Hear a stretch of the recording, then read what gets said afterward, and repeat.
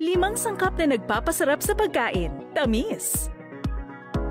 Alat. Yung bisugo, magkakalasa ng kamatis. Ang kamatis, maglalasang daing. Pait. Pag sinabi natin curry, the more spices, for me, the better. Yung paspas talaga yung kailangan. Asim. Anything cooked in vinegar will prolong the shelf life. At linamnam. Yung crab pa rin yung nagdala ng lasa. Marami pa namang iba't ibang sources ng umami, pero para sa akin, patis #1 talaga. Farm. Alat, pait, tamis, asim at linamnam. Samahan niyo kami sa isang masayang paglalakbay as we discover the rich history and culinary diversity of these celebrated flavors. Handa na ba kayo?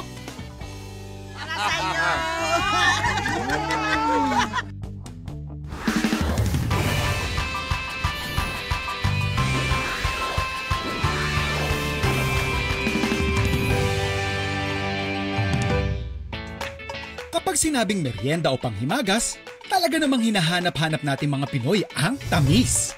Ang sugar kasi, hindi lang naman siya pangpatamis eh. Nag-a-add din siya sa moisture or sa texture ng pagkain. Pag medyo sad kayo, heartbroken kayo, ganyan, gusto niyo ng matamis. Kasi sugar really gives you a good mood. At sinong Pinoy din ba ang hindi mag-good mood sa malaking ambag ng matatamis nating pagkain sa global market? Isa na nga dyan ang ating local brand of ice cream. Katulad ng mga produkto ng Bohol Bee Farm. For an ice cream recipe kasi, ma'am, what makes your product unique is ito nga po yung pinakapuso. The coconut milk po. You know? Yes, it's No 80%, 80% po coconut milk. Oh my God, perfect texture.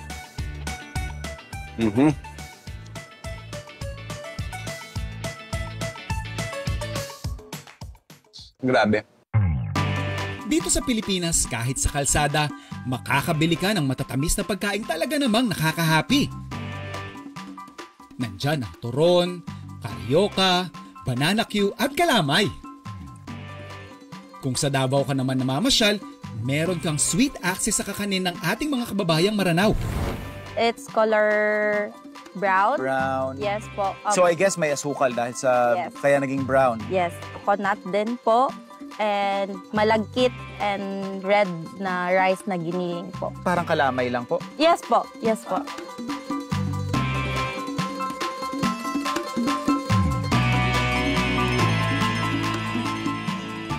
Tara po, ako na magyayaya. Tikman na natin.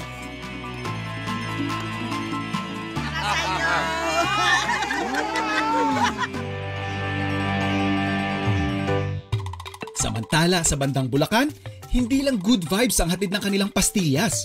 Mamamangha ka rin sa kung paano nila binubuhay ang tradisyon ng paggawa ng makukulay na pabalat sa pangunguna ni Miss Nati Ocampo. Ang art po ng pabalat ay sabihin natin, isa siyang traditional art. Huwag naman sanang mawala.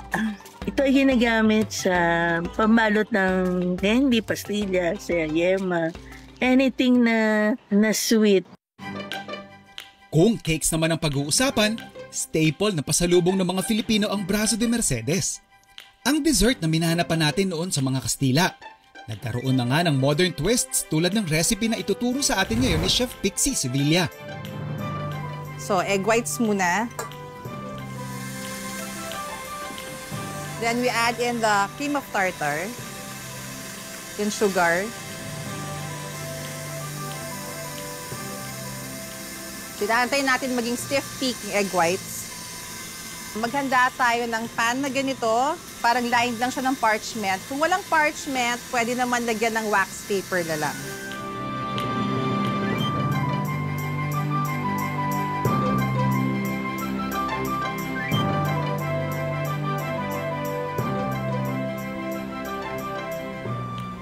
Okay, so egg yolks, flour.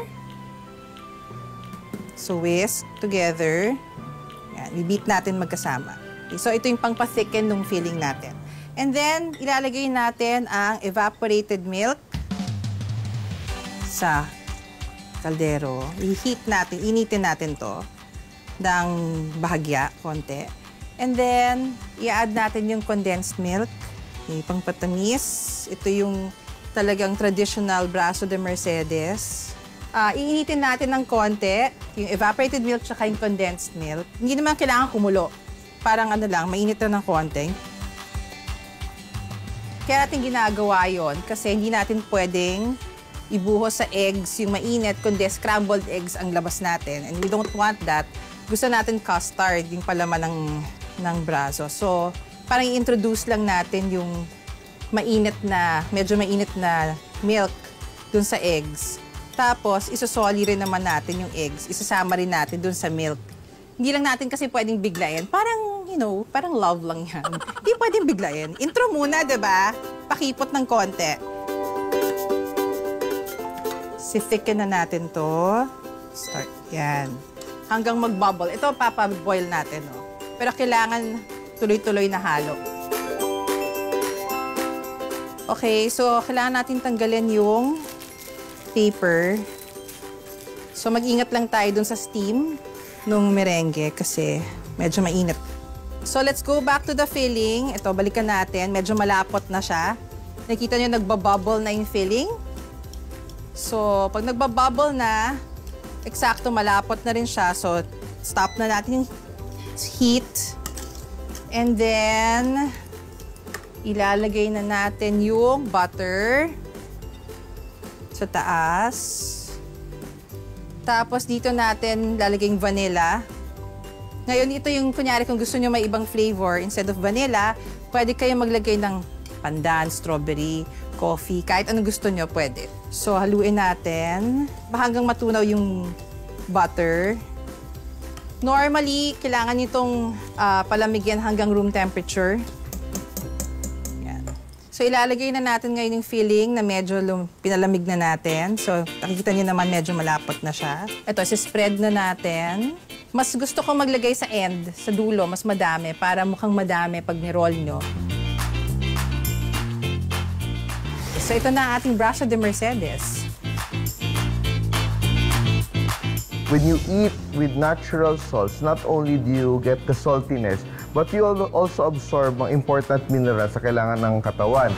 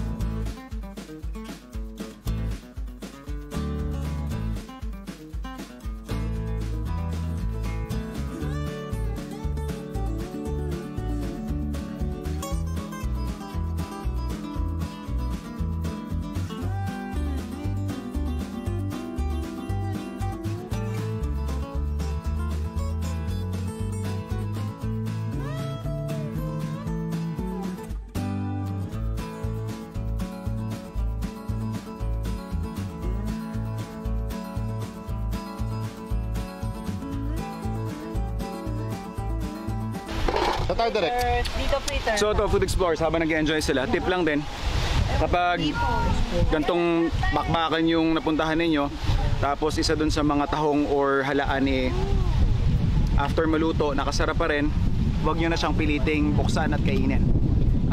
Nangyari dyan, malamang patay na to nung naluto, kumbaga hindi na siya fresh, so hindi na siya ganon ka-safe. Hindi naman siya laging deadly or anything, but para lang makaiwas sa food poisoning, discard nyo na to.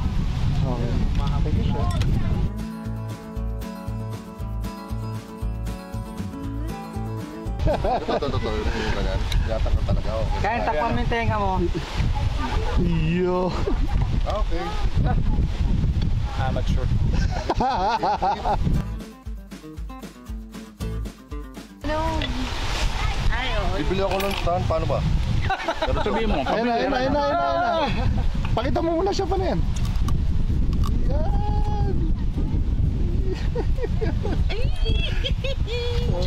Etchos lang naman to.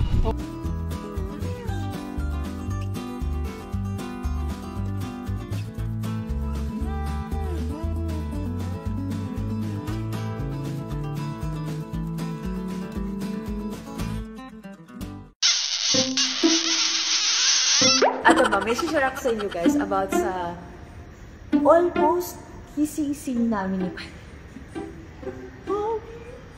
Kasi, para ipakita ko sa inyo yung proof and yung video, nasa kanya kasi yung copy, wala copy. Ang nangyari kasi, you have this scene na where Yuan and Ina nagkaroon ng aksidente and then Yuan safety ika. So, nag-uso sila sa car, kanyang, tapos nagkaroon ng spark or something intense. What do you call that? Connection, gano'n. Since they like each other naman. And then, nung binablock pa rin ni Derek, pero honestly, I feel nervous. I'm not gonna lie. Kasi I consider it my first kiss scene on screen. So, kinakabahan ako. Pero, mas iniisip ko pa rin ni si Michael kung paano mo siya malagay. Kasi, honestly, mahirap din sa white ng guys to adjust sa girls. Kailangan maramdaman nilang mag-adjust sa mga ganong eksena. They have to ask partners so kung tumbot sila or kung saan ba dapat. And I was expecting na dayala. But then, akala mo talaga na like, kasi yung dayang ginagawa namin, we're gonna use our fingers. So we're gonna kiss our fingers. Tapos, ito cover siya na kasi. O, diba? So parang, wow, parang kinis-kinis. But then, inisis talaga ni Dek na kuntik na, like, in that close, like, kaya natin yung listado ganyan. May very, very aged na ganyan. Pero, naghahantay nga kami ng cut, pero walang cut. So, si Mike, sorry, nalala ko, dapat papalapit, Kerlis. He closed his eyes na. Ako nakikita mo pa rin na napa-open yung eyes ko. Sabi niya, sorry Michael, i-demonstrate ko na, sabi niya.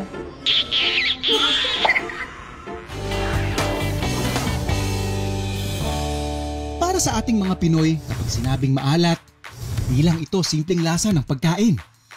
Bilang isang bansang binubuo ng mga isla at napapalibutan ng tubig dagat, nakatatak sa buhay at kultura natin ang biyayang lasa ng alat. At lahat yan, nag-uugat sa pinakasimpleng anyo ng lasa ng alat, ang asin. Ang salt kasi is a very important mineral, no? Iniisip natin kasi it's pleasurable to the mouth. Pero salt also is a vessel for delivering minerals to the body. Kaya, when you eat with natural salts, not only do you get the saltiness, but you also absorb mga important minerals sa kailangan ng katawan. Sa dami ng pagkukunan natin ng asin, nakatuklas na nga tayo ng iba't ibang paraan para makagawa nito. Tulad ng asin buyo sa Zambales. At asin tibuok sa bayan ng Albuquerque.